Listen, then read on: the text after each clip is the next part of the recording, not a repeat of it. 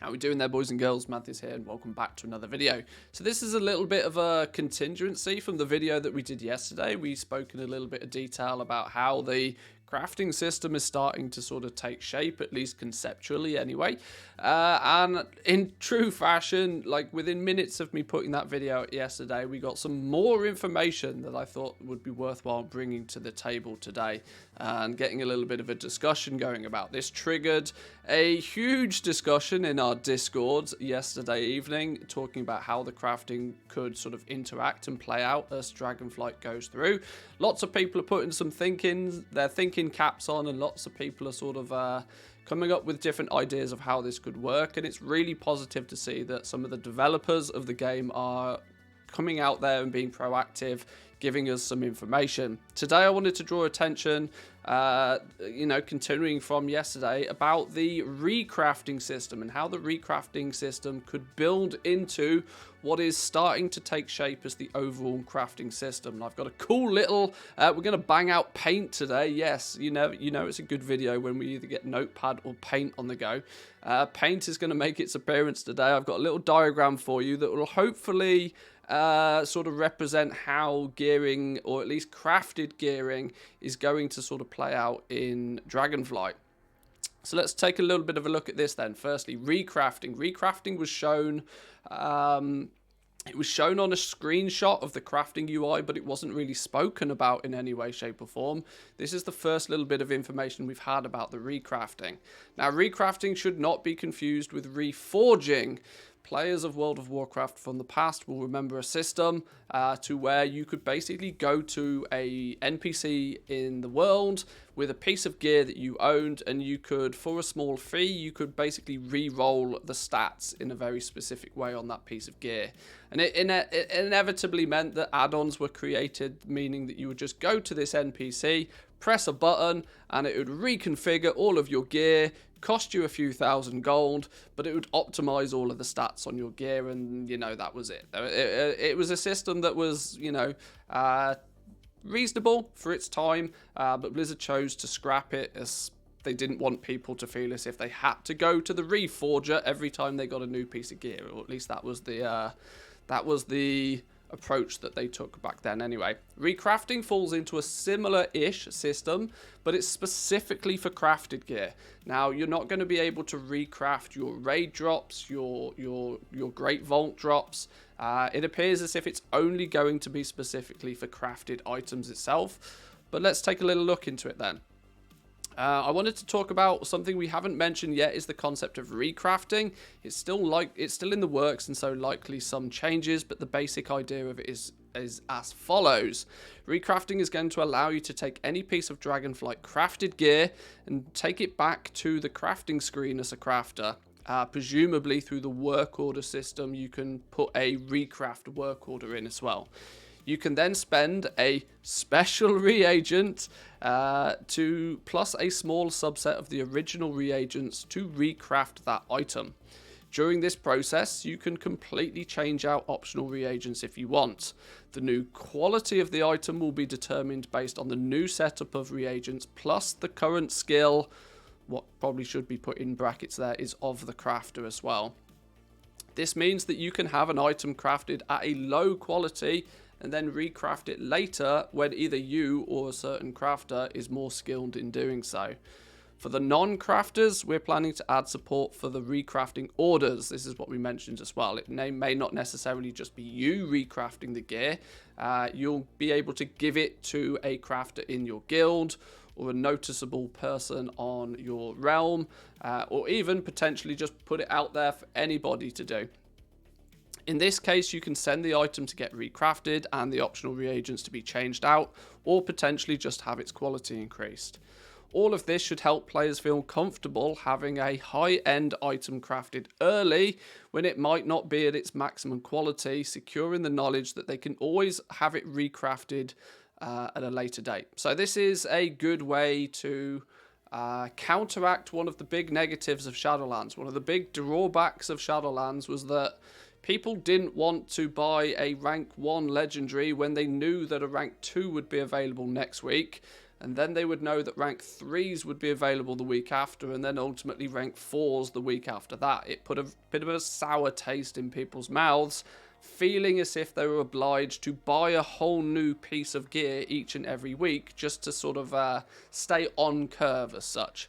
This is a system that's hopefully going to be put in place to mean that you can buy that initial piece of gear as and when it first becomes available, even if the crafters on your realm have not quite, you know, got up to speed with their professions just yet, and may not be able to, you know, churn out that absolutely maximum quality gear just yet.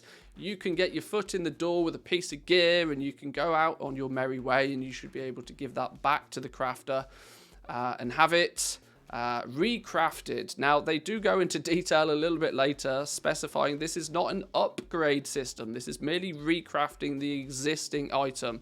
And this led to some questions and a few bits of a little bit of confusion, to which I will hopefully try and alleviate a little bit as we go forward, at least by how I interpret this information anyway. So a couple of questions were thrown their way, and luckily some answers were obtained as well. So, will the missive system or something similar be coming back in Dragonflight? And if so, will the crafted items have their stats changed from the original craft? We definitely think that it's valuable to be able to adjust the stats on crafted gear. Customization is one of the cool aspects of crafting. As far as recrafting and changing the stats, the intent would be something like this would continue to be done through optional reagents. So in a case like that, yes, you could use recrafting to swap out those optional reagents and thus change the secondary stats. So in reality, whatever the new version of the missive may be, you could supply a crafter with a new version of a missive. Maybe you could give them a haste missive where the current piece of gear has crit on it, and it could be recrafted in that fashion. So instead of having to buy an entirely new piece of gear, or in many cases, you know, alleviate the issue to have to buy the right piece of gear the first time, you can buy the piece of gear and then potentially have it recrafted if, you know, your stat balancing changes at any point. Is a system like reforging likely to make its return to crafted gear? The recrafting system described is very specific to crafted gear only. This, you know, touches on what we were saying at the beginning, that it's not a reforging system. This is not a complete, you know, gear-wide reforging system. This is going to be very tailored towards crafting gear. Now, if it's successful, who knows? If it becomes a successful system that people engage with, and people are often then looking to utilize crafted gear a lot more so because of the ability to get the items recrafted in a fashion that people wish, then who knows? It may be, you know, Blizzard are a company that will never say never. They do occasionally say never, but they don't mean it. They never say never that this system could also be implemented further afield if they wished. I think, though, having it locked down to crafted gear to begin with is a sensible way to go. Now, this is the bit that started to cause a little bit of confusion, but luckily there is somewhat of an example. We'll build upon this example in a minute.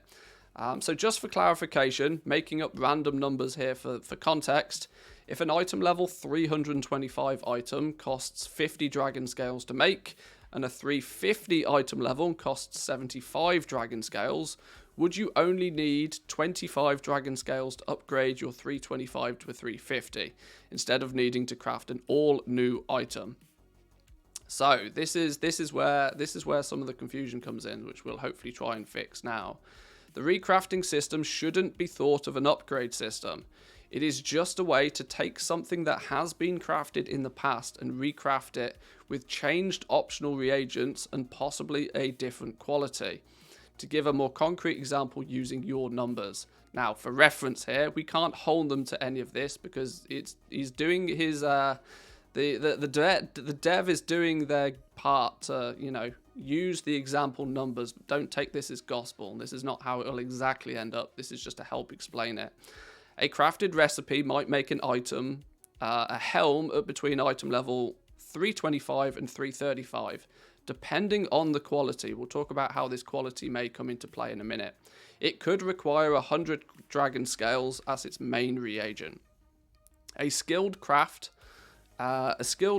might be able to make it straight up at quality 5, the very best quality, pumping out a 335 item, while a new crafter might only be able to make it at quality 1, or item level 325. So you can see there's the bottom end would be quality 1, the top end would be quality 5. In both cases, the reagent cost is the same. This could be quite interesting, that it doesn't matter, you still only need 100 dragon scales, and it entirely depends on the skill of the crafter to what comes out the best. Anyway, let's move on. Now you say that you've got a piece that was crafted by an unskilled crafter at quality 1, presumably, probably ending up being very cheap to buy on the auction house because it's quality 1. At item level 325.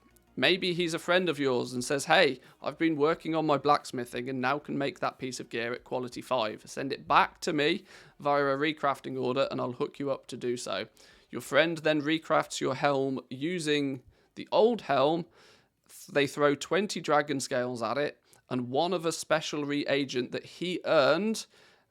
This is where the commission is likely to come in. This is very strategically put here, because this is likely where the crafter will charge their commission. If they're having to acquire special reagents that they have earned to be able to fulfill these recrafts, there's then going to be some sort of cost involved. If the crafter has to, the crafter is then probably going to be either limited in the number of special reagents that they can have, or they may potentially need to just buy those special reagents, and so in that regard their costs need to be covered. This is where the commissions might come in. The resulting item is now quality 5 and then item level 335. So that still doesn't fully explain quite everything, but it does go a good way to give us an indication to just how crafted gear may work its way up. If we take this example and use it in conjunction with the example that we had yesterday, of such that you would probably look to marry up your crafted gear as and when you progress through different, harder, more difficult content. Maybe you get some mythic tokens by killing some mythic bosses, which allow you to make a mythic quality piece of gear. Let's see how this may work in reality compared to what we're used to today. This is where paint comes into play. For any of you guys that have made it nearly 13 minutes into the video and have only just seen paint, you're the real good ones out there. I hope you're paying attention. I hope you're learning something, and I hope this is helpful to you. Make sure you drop a comment down below on whether you think this crafting system is a yay or a nay in comparison to what we have today. I'll be interested to hear your thoughts on it. But what we can see for a simple example of how Shadowlands works currently, I've used the item levels and the ranking system of the legendaries just because it's something that people are relatively aware of. But everything's very set in stone. Everything's very concrete in Shadowlands. You have a rank 1 is item level 190. There's no variancy there. You upgrade to a rank 2 and that's 210, but you are completely replacing a piece of gear. Entirely replacing that piece of gear. In Dragonflight, the system may work in a slightly different fashion. You may start off with a crafted piece of gear at, say, item level 305 is the sort of the base item level value for that piece of gear. It's on par with what you'd get through LFR, through doing world quests, your very basic entry level piece of gear. But then that piece of gear, when it's crafted, may have a quality scale to it. Now that quality scale could vary anywhere from an item level of only 300 up to 310. Meaning that there is then some variancy. It's not so fixed, it's not so solid. Basic crafters may not be able to make very good ones, but they can probably sell those very good ones for cheap. People will then be able to take those not so good ones and potentially upgrade them to as much as 310 eventually if they wish, through this recrafting system. What you may also see happen is that you will be able to potentially take your base level item and with the addition of some normal mode reagents, upgrade it to a normal mode piece of gear. Now, whether you have to make a new piece of gear here, or whether this would also be part of the upgrade system, only time will tell. But you can you can chip away, you can work your way up, and it creates a progression path, which allows for people to continuously work upon their gear. Now, I think the way I've described it does feel very much like an upgrade system, which is why I kind of think that the recrafting thing may sort of sit in boundaries like this. You can take a basic piece of gear and you can recraft it to adjust the quality. I'm not entirely sure that you're going to be able to use this recrafting system to jump an entire rank of items.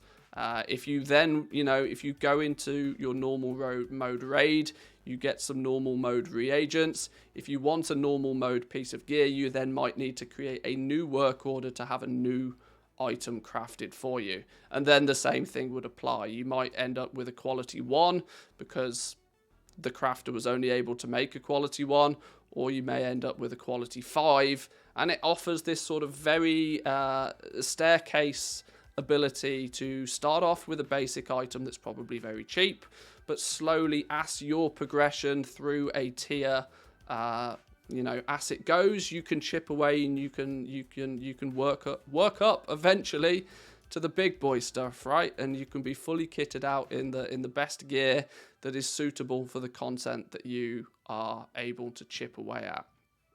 So I hope this does a little bit to explain just how I think the crafting system is going to keep up with the natural progression of players come Dragonflight. I am really happy to see how this is starting to look and how this is starting to play out. More variancy is always good. More variancy means that there is often, that it goes to back up the specializations that they're looking to do with the professions. And I really think that if this system is done well, could be very, very good for the game, and it could really put crafting back on the map as something that people care about. I've for the longest of time have had the concerns that professions, crafting, all of that sort of stuff was just an afterthought, something that's been in the game for the longest of time that they just have to keep dragging with them expansion by expansion. But it's really nice to see that some actual solid focus is going into this now. So then, boys and girls, let me know in the comments down below how you think this is panning out. Are you excited for this system, or would you rather keep it simple? Sometimes keeping it simple is better. Some people, to be honest, have struggled to keep up to speed with just what's going on with the simple system. Is this maybe too complicated? I'll be intrigued to see what your thoughts are on it. Let me know in the comments section down below. If you haven't already, boys and girls, remember to jump over to the Discord. I did mention at the beginning of the stream that our Discord, which is linked down below in the description, is the hotbed for conversation on all this sort of stuff, especially before we even have access to an alpha or a beta, or even the live version of the game if you're watching this a long time in the future. Make sure you check out the Discord. There's lots of like-minded people in there that are always talking about all aspects of goal making. There's separate channels for your farmers and your crafters and your flippers and all sorts of stuff. So come over, say hi, introduce yourself, and see if you can learn something and have some fun. But I'll leave it there for today, boys and girls. Thank you all for watching. Hit that like button if you enjoyed, subscribe if you're new around here, and I'll catch you all next time. Peace.